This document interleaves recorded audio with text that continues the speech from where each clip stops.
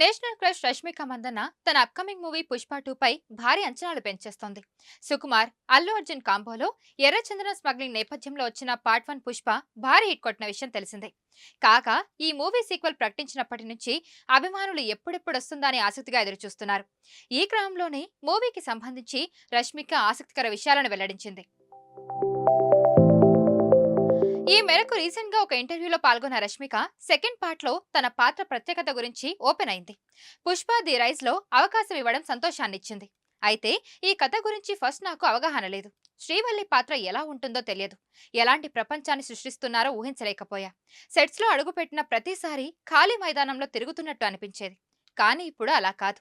నా క్యారెక్టర్ గురించి పూర్తిగా తెలుసు. మొదటి పార్ట్ కంటే మరింత బలంగా ఉండబోతుంది. సీక్వెల్లో శ్రీవల్లి 2.0ను చూస్తారంటూ మూవీపై క్యూరియాసిటీని పెంచేసింది.